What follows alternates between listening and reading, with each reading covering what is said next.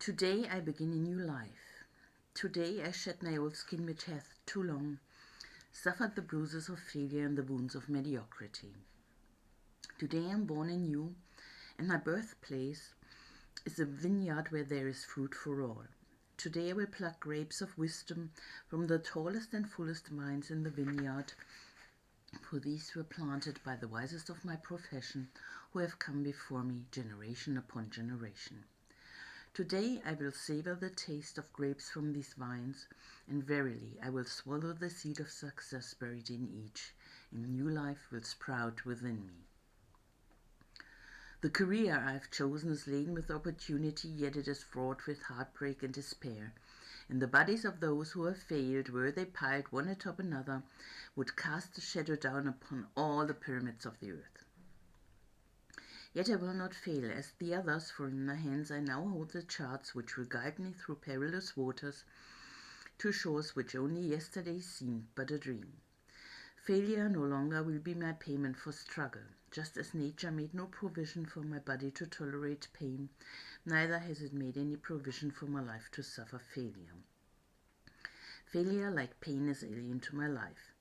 In the past I accepted it as I accepted pain. Now I reject it, and I am prepared for wisdom and principles, which will guide me out of the shadows into the sunlight of wealth, position, and happiness, far beyond my most extravagant dreams.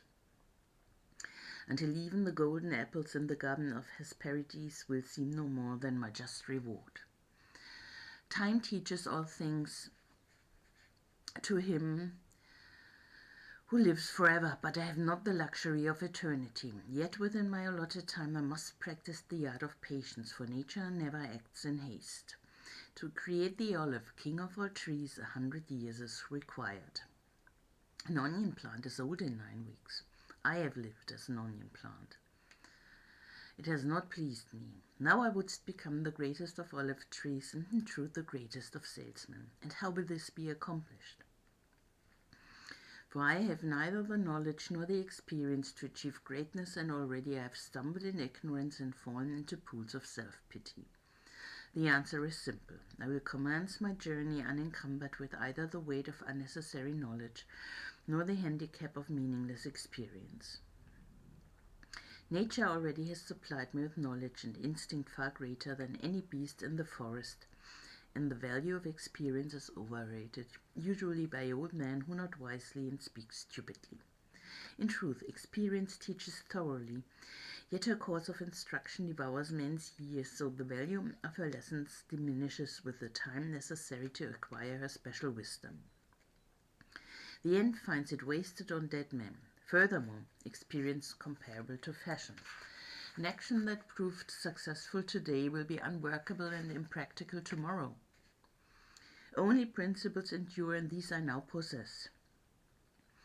For the laws that will lead me to greatness are contained in the words of these scrolls. What they will teach me is more to prevent failure than to gain success. For what is success other than a state of mind? Which two among 1,000 wise men will define success in the same words? Yet failure is always described but one way. Failure is man's inability to reach his goals in life, whatever they may be. In truth, the only difference between those who have failed and those who have succeeded lies in the difference of their habits. Good habits are the key to all success. Bad habits are the unlocked door to failure. Thus, the first law I will obey, which precedeth all others, is, I will form good habits and become their slave. As a child I was slave to my impulses. Now I am slave to my habits, as are all grown men. I have surrendered my free will to the years of accumulated habits, and the past deeds of my life have already marked out a path which threatens to imprison my future. My actions are ruled by appetite, passion, prejudice, greed, love, fear, environment, habit, and the worst of these tyrants is habit. Therefore, if I must be a slave to a habit, let me be a slave to good habits. My bad habits must be destroyed and new furrows prepared for good seed. I will form good habits and become their slave. And how will I accomplish this difficult feat? Through these scrolls it will be done, for each scroll contains a principle which will drive a bad habit from my life and replace it with one which will bring me closer to success. For it is another of nature's laws that only a habit can subdue another habit. So in order for these written words to perform their chosen task, I must discipline myself with the first of my new habits, which is as follows. I will read each scroll for 30 days in this prescribed manner before I proceed to the next scroll. First, I will read the words in silence when I arise. Then I will read the words in silence after I have partaken of my midday meal. Last, I will read the words again just before I retire at day's end. Most important on this occasion, I will read the words aloud. On the next day, I will repeat this procedure, and I will continue in like manner for 30 days. Then I will turn to the next scroll and repeat this procedure for another 30 days. I will continue in this manner until I have lived with each scroll for 30 days and my reading has become habit. And what will be accomplished with this habit? Herein lies the hidden secret of all men's accomplishments. As I repeat the words daily, they will soon become a part of my active mind, but more important, they will also seep into my other mind. That mysterious source which never sleeps, which creates my dreams and often makes me act in ways I do not comprehend.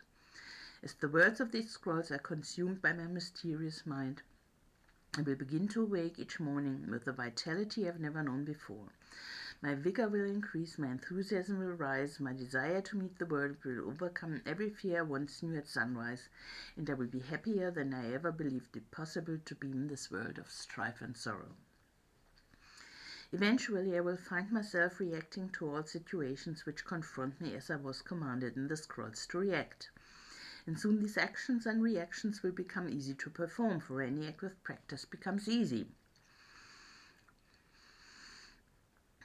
Thus, a new and good habit is born, for when an act becomes easy through consistent repetition, it becomes a pleasure to perform, and if it is a pleasure to perform, it is man's nature to perform it often. When I perform it often, it becomes a habit, and I become its slave, and since it is a good habit, this is my will. Today I begin a new life, and I make a solemn oath to myself that nothing will retard my new life's growth. I will lose not a day from these readings, for that day cannot be retrieved, nor can I substitute another for it. I will not break this habit of daily reading from these scrolls, and in truth, the few moments spent each day on this new habit are but a small price to pay for the happiness and success that will be mine. As I read and reread the words in the scrolls to follow, never will I allow the brevity of each scroll nor the simplicity of its words to cause me to treat the scroll's message lightly. Thousands of grapes are pressed to fill one jar with wine, and the grapeskin and pulp are tossed to the wind, to the birds. So it is with these grapes of wisdom from the ages. Much has been filtered and tossed to the wind. Only the pure truth lies distilled in the words to come. I will drink as instructed and spill not a drop, and the seed of success I will swallow. Today my old skin has become as dust. I will walk tall among men, and they will know me not, for today I am a new man with a new life.